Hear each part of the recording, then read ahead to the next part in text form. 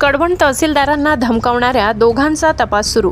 सुनील रामा जोपडे व गवडी या दोघांवर गुन्हा दाखल.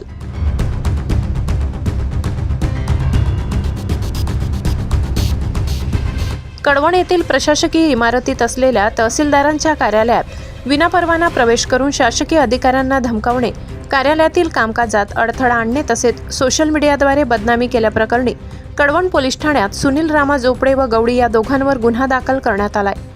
याबाबत सविस्तर वृत्त. कार्यकारी दंडाधिकारी रोहिदास बबनराव वारुडे वय 49 यांनी 6 जानेवारी 2026 रोजी कडवण पोलीस ठाण्यात फिर्याद दिली असून फिर्यादीत नमूद केल्यानुसार 31 डिसेंबर रोजी सुनील जोपडे राहणार दरेगाव वणी तालुका कडवण याने दिवसभरात वेळोवेळी तहसीलदार वारुडे यांना फोन करीत पाडे बुद्रुक येथे जिल्हा परिषद शाळेच्या आवारात अवैध वाळूची साठवणूक करण्यात आली असून त्यावर तुम्ही काय कारवाई करणार अशी विचारणा करीत असताना तहसीलदार वारुडे यांनी सांगितले, मी मालेगाव येथे निवडणूक प्रक्रियांच्या कामकाजासाठी आलो असून कारवाई करण्यासाठी मी पथक पाठवित आहे असे सांगून सुद्धा सुनील जोपडे याने 1 व 2 जानेवारी 2026 रोजी रात्री पहाटे वारंवार फोन करून तुम्ही कारवाई करता की नाही, नाहीतर तुमची तक्रार कलेक्टर साहेबांकडे करतो असे बोलून दमदाटी केली.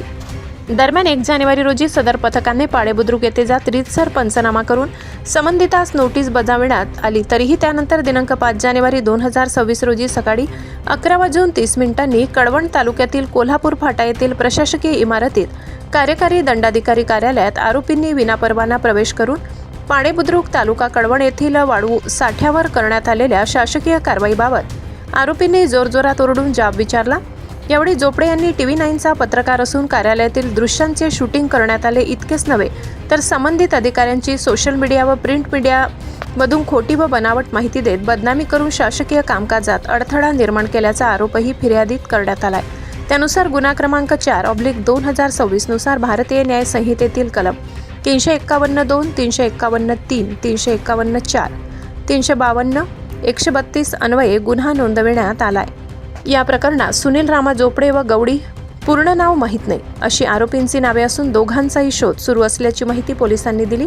या गुन्ह्याचा तपास पोलीस उपनिरीक्षक जगदीश बोरसे करीत आहेत. सरकारी अधिकाऱ्यांच्या कामात अडथळा आणण्याचे प्रकार वाढत असल्याने अशा घटनांवर कठोर कारवाई होणे गरजेचे असल्याची प्रतिक्रिया नागरिकांमधून व्यक्त होत आहे.